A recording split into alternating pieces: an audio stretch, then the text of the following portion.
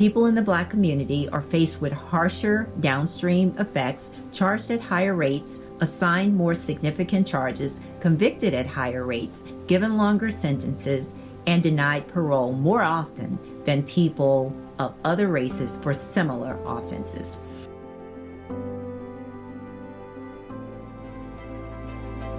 The open sentencing model is a machine learning model that's designed to estimate the racial discrepancy in criminal sentencing, so that users, potentially public defenders, can use that information to strategize with their clients and potentially mitigate racial bias that's expected in a criminal legal proceeding. Public defenders are often very underfunded and very overloaded. The front end understands that and is very easy to use and intuitive for an end user.